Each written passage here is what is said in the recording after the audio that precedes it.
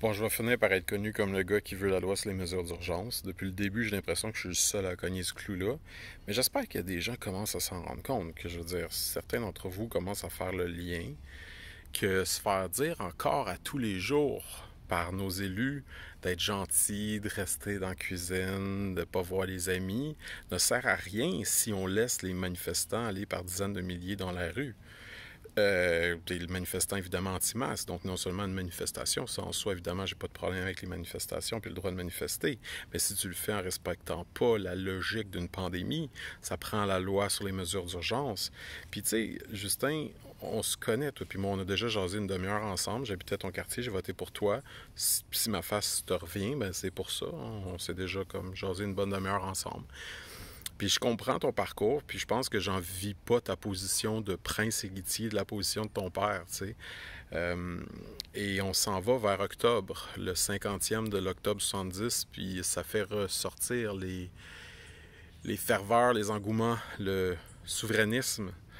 Et j'ai voté pour la souveraineté en 95, je m'en cache pas, même si j'ai voté pour toi, tu sais, je veux dire, moi je pense qu'il y a différentes façons de se positionner sur différents débats, puis j'ai pas de pensée unique.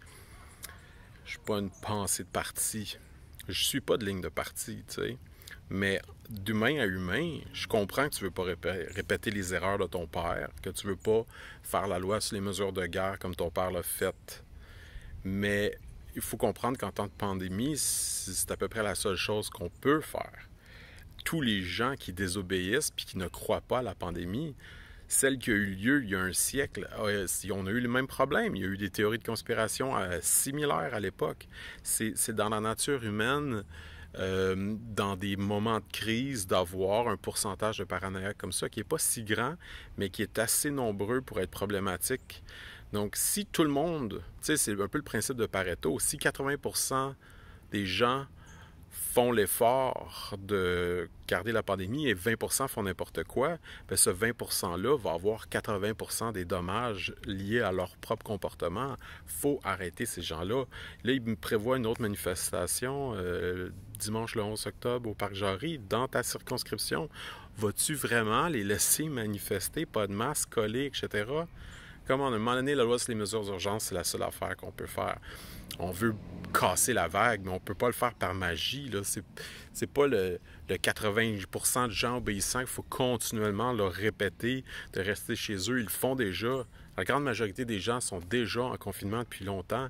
On ne peut pas demander à ces gens-là, pendant 2 ans, d'être en confinement parce qu'on veut respecter le droit de manifester d'un petit paquet d'imbéciles. Il faut absolument les arrêter. Et puis, je me gêne pas des traités d'imbéciles. Il arrive un moment donné, il faut considérer les emprisonner, ces gens-là. Parce que ce qu'ils font est dangereux. Ils tuent du monde. C'est criminel. Puis il y a juste la loi sur les mesures d'urgence qui peut implanter le fait que manifester pas de masque est criminel à un certain moment. Bon, on s'entend qu'au niveau provincial aussi, pour avoir des règles plus sévères, mais étant donné que nos frontières sont contrôlées par le fédéral, ultimement, c'est la responsabilité fédérale de mettre le pied à terre et de dire ça prend la loi sur les mesures d'urgence. On va descendre l'armée dans les rues pour aider à faire respecter les lois dans les commerces. Il n'y a plus d'histoire de niaisage de peut-être l'exception de ci, de ça. Si tu as vraiment une maladie, tu es dangereuse, reste à la maison, on va te livrer puis on va suivre des protocoles, etc.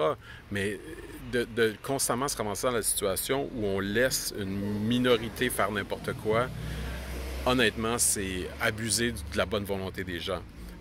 Puis on est tanné de se faire dire de rester dans la maison par des faux conférences de presse à tous les jours. Là, ça sert plus à rien. Ceux qui les écoutent encore, ces conférences de presse-là, après 6 mois, à répéter quasiment tout le temps la même affaire à tous les jours, c'est sûr qu'on le fait déjà.